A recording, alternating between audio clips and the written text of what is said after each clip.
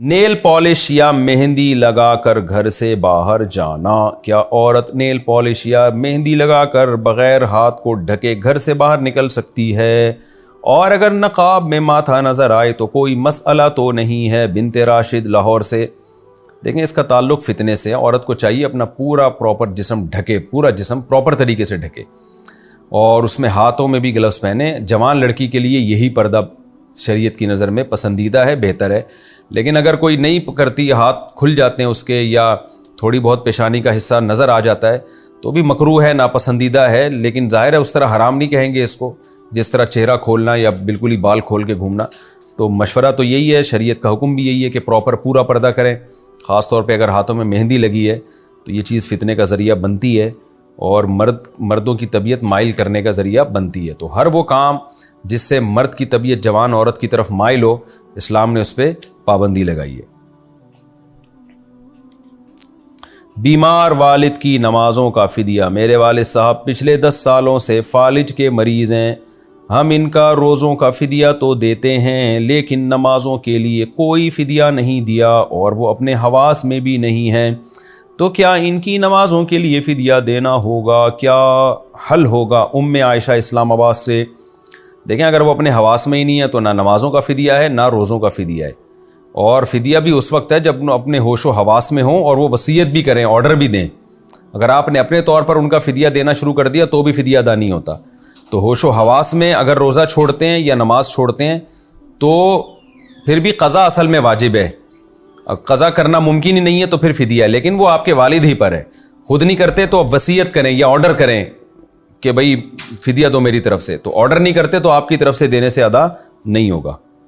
और वैसे भी जब होशो हवास ही सलामत नहीं है तो फिर नमाज भी माफ़ है और रोज़ा भी माफ़ है, उसका तो वैसे ही कुछ भी नहीं है। फिर इस्तिहाज़ा में नफली रोज़ा रखना। इस्तिहाज़ा में नफली रोज़ा रखने का क्या हुक्म है? क्या इस्तिहाज़े की हालत में नफली रोज़े रखे जा सकते हैं या नहीं? उम्मे आयशा इस्लामाबाद से। जी, इस्तिहाज़ा में रोज़ा रखा जा सकता है। हैज़ में रोज़े पर पाबंदी है, इस्तिहाज़ा में रोज़े पर कोई पाबंदी नहीं है। फ़र्ज़ रोज़ा भी रखना पड़ेगा और नफली भी जायज़ है, कोई हर्ज नहीं बल्कि सवाब है। वालिदैन का ख़ानदान में ज़बरदस्ती रिश्ता करवाना।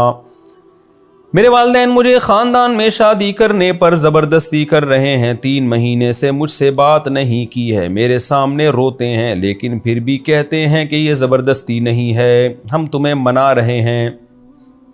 सुभान अल्लाह। फिर साथ में ये भी कहते हैं कि ख़ानदान में शादी इसलिए करा रहे हैं कि इस्लाम में ख़ानदान को जोड़ने की तरगीब दी गई है। इस मामले में रहनुमाई फरमाएं। देखें, आपके वालिदैन आपको कह रहे हैं ख़ानदान में शादी कर लो और फ़ज़ाइल भी सुना रहे हैं, तो आप मान जाओ वो भी लड़की ही होगी ना। तो ऐसा तो नहीं है कि कोई बहुत ही काबिल नफ़रत हो आपके लिए। तो ख़ानदान में रहता है तो ख़ानदान की बात मान के चलेगा तो ज़्यादा बरकतें हासिल होंगी। लेकिन अगर आपको उसकी तरफ बिल्कुल भी रग़बत नहीं है, बिल्कुल भी पसंद नहीं है, वो बिल्कुल दिल माइल ही नहीं है, तो फिर साफ़ तौर पे ख़ानदान को बोल दें भाई मैं नहीं करूँगा, आप जो रो आप कुछ भी कर लो। क्योंकि ऐसे ज़बरदस्तियाँ शादियाँ फिर नाकाम होती हैं, बीवी से मोहब्बत होती नहीं है। आदमी कहता है, फिर बीवियों को ताने दे रहा होता है मैंने तो ख़ानदान के कहने से की है। तो मेरा मशवरा तो यही है, ख़ानदान वाले जहाँ कह रहे हैं वहाँ कर लें। लेकिन अगर आपको वहाँ बिल्कुल भी रग़बत नहीं है, फिर ख़ानदान के रोने की परवाह ना करें। जब वो रोएं तो आप उससे ज़्यादा रोना शुरू कर दें उनके सामने, क्योंकि वो आपको इमोशनल ब्लैकमेलिंग कर रहे हैं ना। तो आप रोने का हल यही है कि जो रो रहा हो ना, आप उससे ज़्यादा रोना शुरू कर दें। तो एक आदमी कहने लगा मैंने दूसरी शादी की तो मेरी बीवी रो रही थी तो मैं उससे भी ज़्यादा फूट फूट के रोने लगा, तो वो मुझे चुप कराने लगी। लेकिन ये बहुत ही कम ऐसा होता है। आम तौर पर दूसरी शादी के बाद जितना भी रोएंगे ना तो वो बातों में नहीं आएगी आपके। लेकिन बाज़ दफ़ा कामयाब भी हो जाता है ये हर बार। ये आपकी सिचुएशन में इंशाअल्लाह कामयाब होगा। जब भी ख़ानदान वाले आएँ आपके सामने रोना शुरू करें तो आप उससे ज़्यादा रोना शुरू कर दें। तो इतना रोएं कि वो कहें इसको हो क्या गया है।